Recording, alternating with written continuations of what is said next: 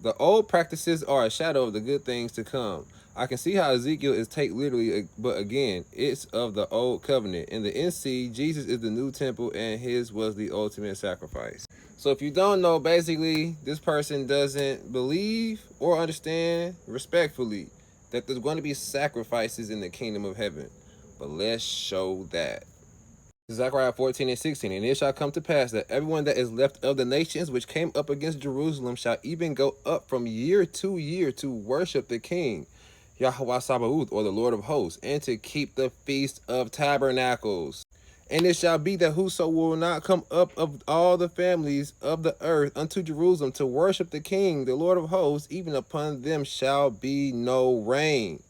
So this is a punishment for not keeping the Feast of Tabernacles. But what is the Feast of Tabernacles? Now the Feast of Tabernacles is also known as the Feast of Booths. It's where in the 7th month and the 15th day, starting at even, that the children of Israel are commanded to dwell in tents for 7 days. You can read that starting at Leviticus 23 or 33 on down. But let's go to verse 37 because this is important. This is how you keep it. This is one of the ordinances. These are the feasts of Yahweh, which ye shall proclaim to be holy convocations, to offer an offering made by fire unto Yahweh, a burnt offering and a meat offering, a sacrifice, and drink offerings, everything upon his day.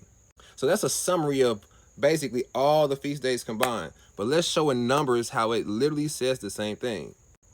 Numbers chapter 29 verse 12, and on the 15th day of the 7th month ye shall have an holy convocation. Ye shall do no servile work, and ye shall keep a feast unto Yahweh 7 days. And ye shall offer a burnt offering, a sacrifice made by fire, of a sweet savor unto Yahweh, 13 young bullocks, 2 rams, and 14 lambs of the first year, they shall be without blemish. Now remember, the Lord of the hosts is coming back to rule the world.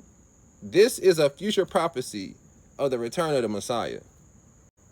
And when he come back, whoever don't keep the Feast of Tabernacles is going to have a problem.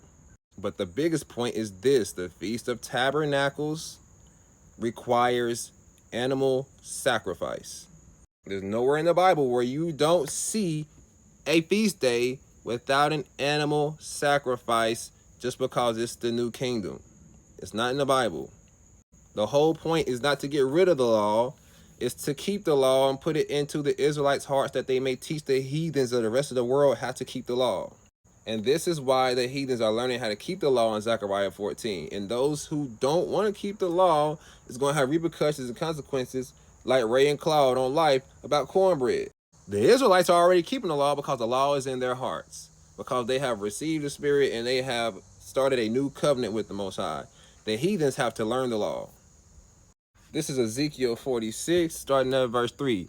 Likewise, the people of the land shall worship at the door of this gate before Yahweh in the Shabbats and in the new moons. And the burnt offering that the prince shall offer unto Yahweh in the Shabbat day shall be 6 lambs without blemish and a ram without blemish. This is not metaphorical. This is literal. It's a precise amount of lambs. 6 lambs precisely. So yeah, it's going to be sacrifices again with animals, because the heathens didn't get the ultimate atonement, which was the death, burial, and resurrection of the sacrificial Lamb of God, the Messiah, Yahushua HaMashiach. But the Israelites did. The heathens are going to have to get cleansed with actual animal sacrifice.